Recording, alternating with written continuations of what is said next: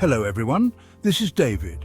In this video, I'll be translating and summarizing the latest Urdu broadcast by Imran Riaz Khan to make it accessible for our English-speaking audience. Let's go through the key developments and insights in Imran Riaz Khan's words. I conducted a survey, and I personally reached out to many people, even myself. I contacted them, and they are my friends, but if I tell you their names, I might get into trouble. So what happened was, I had assigned them this task because I have a whole team of journalists and friends. I've been conducting surveys through them. We used to do this work before, but then we stopped for a long time. Now, I have reactivated some people, and I will show you some surveys that I could gather, and some I will tell you about what the ground realities are. Recently, there has been a misconception spreading that people's opinions about the establishment have completely changed after the fight with India. This is absolutely wrong. Those who live in Pakistan know very well. If you go to any village, town or city in Pakistan and ask people about the establishment, their views haven't changed one bit.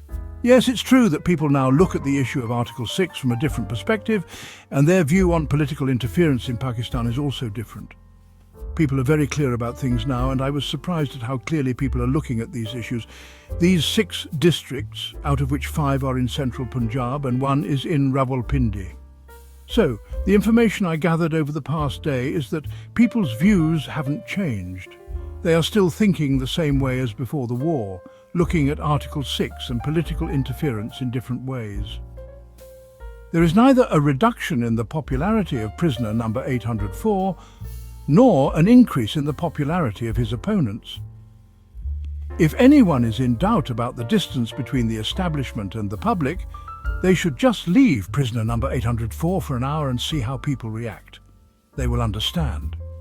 Or if a free and fair election is conducted in Pakistan, they will get an idea of the popularity of Imran Khan and his opponents. The issue of Article 6 has been somewhat accepted by people, but they are still angry about the other issue, and they are standing firm on it.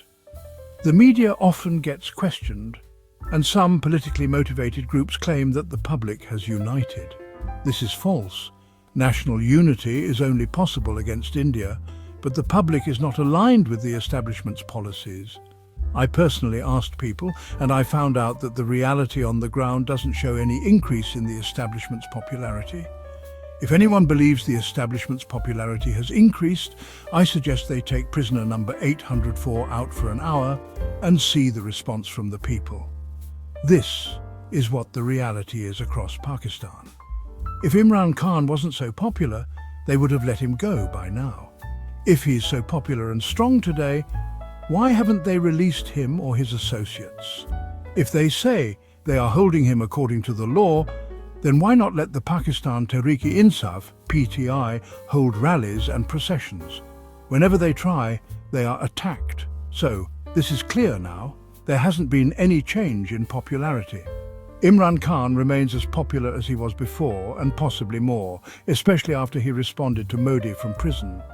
I conducted surveys and will share the responses. Musaid Malik, a federal minister under Shehbaz Sharif, said, "We made Field Marshal the person who won the war. Why is there any objection?"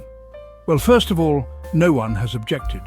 Secondly, you have been given the government, so you can do whatever you want, but your government is illegitimate. No one objects to your choices, but you have to accept that your government is not legitimate. To answer Malik's comment, the war-winning analogy is wrong. The last decisive war was fought between Azerbaijan and Armenia over the Nagorno-Karabakh region, which had been unresolved for 30 to 40 years. Azerbaijan won by recapturing the territory. Real war success is not just about hurting the enemy, it's about resolving long-standing conflicts in your favor. For example, have you resolved the water issue? Have you captured Kashmir or ended water blockages? These things haven't happened, so stop calling it a victory. Pakistan's Air Force did great work, but this doesn't equate to winning the war.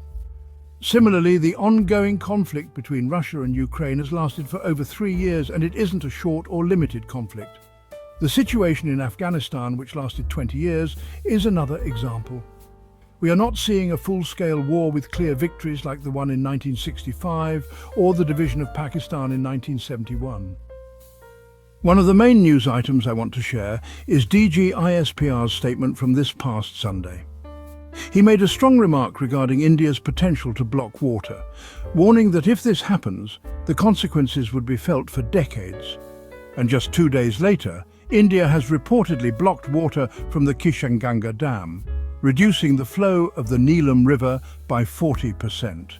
This development is significant as Pakistan had warned India of severe consequences. There have also been incidents in Khyber Pakhtunkhwa and Balochistan involving the killing of innocent children, which Pakistan's security agencies claim were carried out by India.